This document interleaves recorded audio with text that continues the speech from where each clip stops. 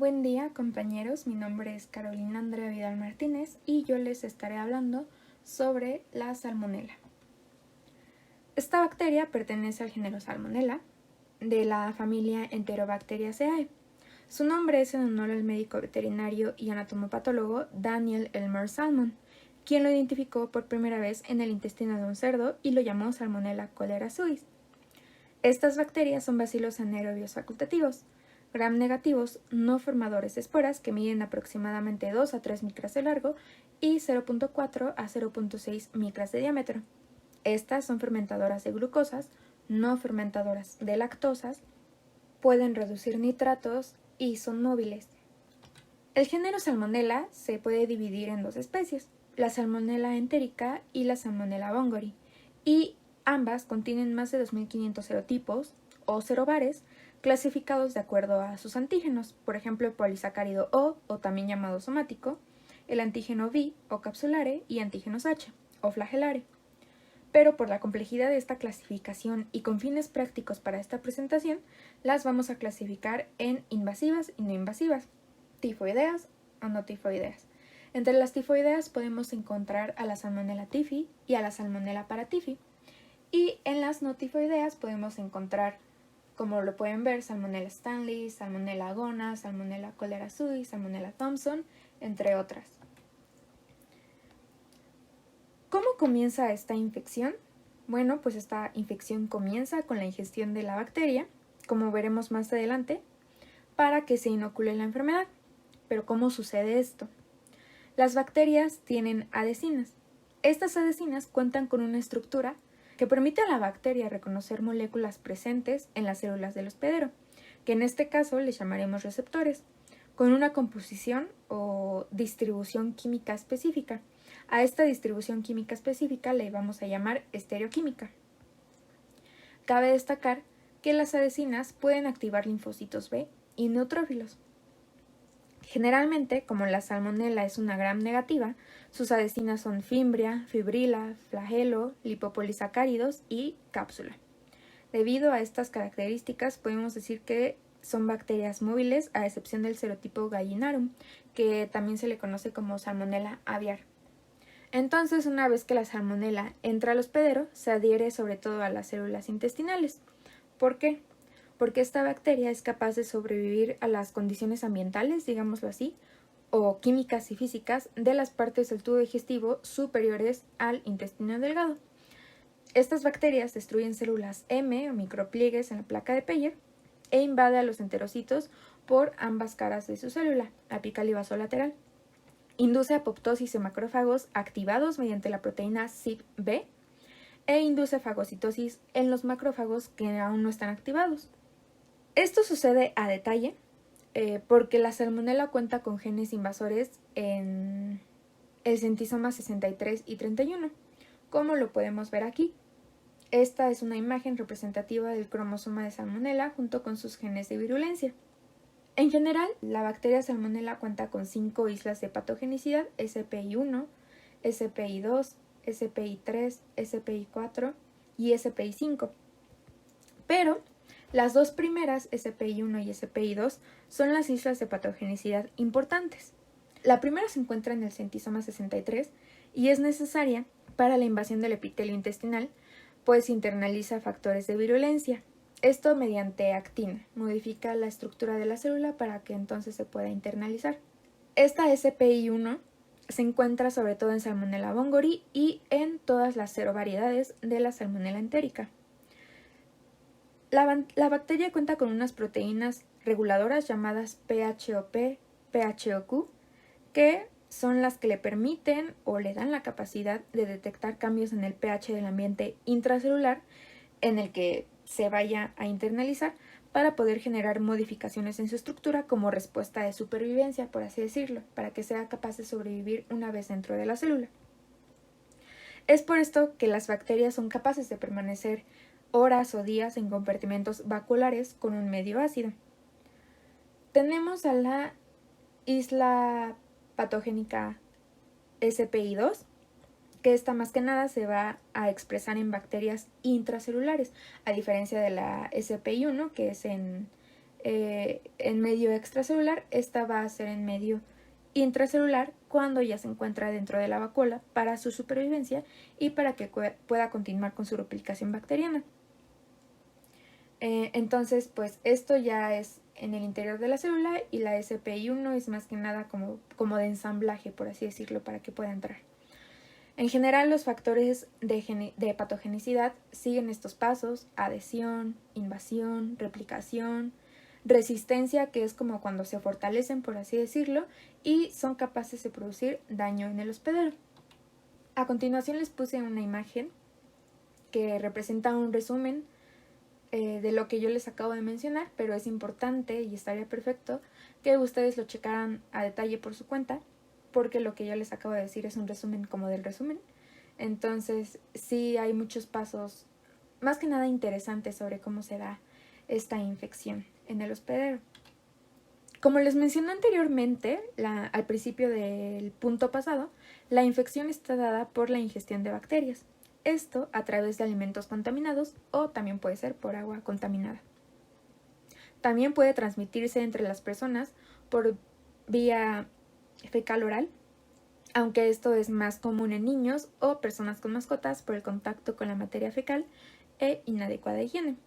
Los niños porque están en contacto directo con las mascotas y luego los papás o quien esté a su cargo no se da cuenta de que los está tocando y no les limpian las manitas y pues los bebés se llevan la mano a la boca. Las principales fuentes de infección están los alimentos contaminados de origen animal, principalmente aves de corral, huevos, leche. Todos estos sobre todo cuando son crudos, y claro, aquellos productos que han sido preparados sobre superficies contaminadas. La dosis infecciosa necesita un inóculo de entre 10 a las 6 y 10 a las 8 bacterias para que un paciente sea asintomático, a excepción de la Salmonella serotipo TIFI, pues su dosis infecciosa es baja y por lo tanto es más fácil y más frecuente que se transmita de una persona a otra. En el caso de la Salmonella podemos encontrar 4 cuadros distintos de infección, entre ellos la gastroenteritis, que es la forma más frecuente, y los síntomas aparecen generalmente entre las 6 a 48 horas posteriores a la infección. Podemos encontrar náuseas, vómitos, diarreas. Estas pueden ser sanguinolentas o no sanguinolentas. También puede haber fiebre, espasmos abdominales, mialgias, cefalea y estos síntomas persisten entre 2 y 7 días. También podemos encontrar septicemia, la cual puede ser probable en todos los serotipos de Salmonella, aunque los hallazgos más frecuentes de septicemia son en Salmonella typhi y Salmonella paratyphi. El riesgo de septicemia es mayor en pediátricos, geriátricos, pacientes inmunodeprimidos, sobre todo se ha visto más en pacientes con VIH, y suelen aparecer infecciones supurativas localizadas, lo que dan lugar a una posible osteomielitis o comúnmente endocarditis. También tenemos a la fiebre entérica, o mejor conocida como fiebre tifoidea, que es causada por el Serovar typhi. Entre los 10 a 14 días después de la ingestión de la bacteria, el paciente puede referir fiebre que aumenta progresivamente hasta 40 grados y síntomas inespecíficos como cefalea, mialgias, malestar general y anorexia, los cuales duran aproximadamente una semana y después comienzan a aparecer síntomas gastrointestinales. Este cuadro en general es grave y lo debemos sospechar más que nada en aquellos pacientes febriles que hayan viajado recientemente a países en vías de desarrollo, donde la enfermedad de la salmonela, la salmonelosis, sea la más común. Y tenemos a la colonización asintomática. Esta se da más que nada cuando la primera infección sintomática no logra erradicarse exitosamente y pues se ha asociado con variantes tifoideas más que nada. En la muestra de heces podemos ver patógenos incluso de 3 a las 6 semanas después de la resolución. Dentro de las complicaciones podemos encontrar deshidratación, precisamente porque hay diarrea y vómito. Como hace unos segundos vimos, la colonización asintomática nos va a dar lugar a un portador crónico, donde se debe prestar atención a la vesícula, ya que ese órgano es ahora el reservorio de la bacteria, e incrementa el riesgo de cáncer de vesícula, aunque esto sucede en el 1 al 3% de los pacientes. También puede haber perforación intestinal por invasión de las placas de Peyer, lo que aumenta la morbilidad y la mortalidad, pues normalmente esto va acompañado de bacteremias. Y estas complicaciones, cabe mencionar, son más comunes en pacientes no tratados, con retraso del tratamiento o en todo caso que el tratamiento haya sido inadecuado. Para el diagnóstico se va a requerir el aislamiento de la bacteria Salmonella de un lugar estéril, como puede ser, para el diagnóstico definitivo de fiebre entérica, por ejemplo, se necesita un hemocultivo o un mielocultivo. En cuanto al hemocultivo, se requiere aproximadamente 5 a 10 mililitros de sangre para incrementar la sensibilidad del cultivo, y el mielocultivo en sí tiene una sensibilidad del 80 al 90%, entonces es muy confiable. También puede haber un aislamiento de las muestras de heces y en ocasiones de orina también se puede hacer, y esto únicamente se convierte en un elemento presuntivo de gran valor siempre y cuando el cuadro clínico sea congruente a una salmonelosis. Aunque también se pueden utilizar otras técnicas como el test de Wirral para identificar anticuerpos, que serían los producidos en contra de los antígenos que les mencioné al principio de esta presentación. En cuanto al tratamiento, este consiste en reponer los líquidos perdidos por la diarrea y el vómito, y se dice que no se recomienda en primera instancia antibióticos a los pacientes por la creciente resistencia antibiótica en la población, por lo que se deben evitar en casos leves o moderados. Sin embargo, en las poblaciones de riesgo, como pediátricos, geriátricos y pacientes inmunosuprimidos, sí se necesita dar un tratamiento antimicrobiano. No andaré mucho sobre especificaciones del tratamiento, pues las guías clínicas están en constante cambio debido a precisamente este aumento en la resistencia a determinados antibióticos, pero sí mencionaré los más comúnmente utilizados, como lo son las fluoroquinolonas, el cloranfenicol, la trimetoprima sulfametoxazol y las cefalosporinas de amplio espectro.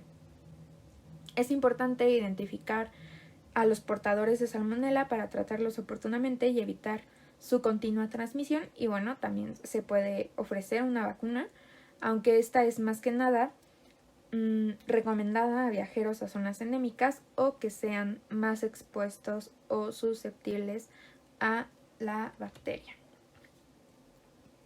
En cuanto a la prevención, se deben mantener la higiene de manos y de los productos a consumir, proteger la comida y la cocina de insectos, mascotas u otros animales, evitar consumir alimentos de origen animal crudos y mantener la comida a una temperatura adecuada.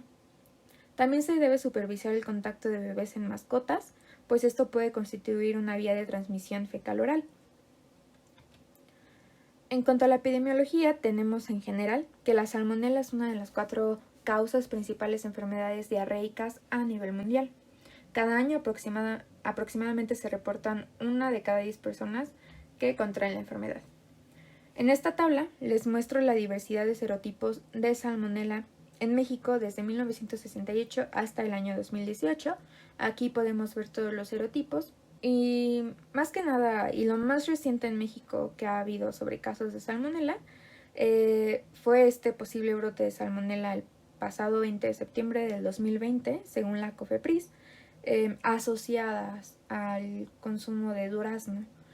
Estados Unidos alertó a México sobre una posible infección en los duraznos con esta bacteria salmonella, y la COFEPRIS estuvo revisando más que nada en la central de abastos de la Ciudad de México todos estos productos que pudieran haber estado contaminados o que pudieran haber estado en contacto con los duraznos con esta bacteria. Sí se han reportado nuevos casos de salmonella en lo que va del 2021, pero no son muy diferentes a estas cantidades que estamos viendo aquí. Y como dato extra, se está viendo un nuevo brote de salmonella vinculado a tortugas pequeñas en Estados Unidos, en algunos estados de Estados Unidos. Hasta el 20 de abril del 2021 se reportaron 31 casos de enfermedad. Estados Unidos está recomendando prestar atención a las tortugas pequeñas, que son las que normalmente adquirimos como mascotas, y vaya a tener una buena higiene, evitar tocarlas. Eso sería todo por mi parte. Les dejo mis referencias en esta diapositiva por si tienen alguna duda y también voy a estar al pendiente de sus comentarios en aulas virtuales. Muchas gracias.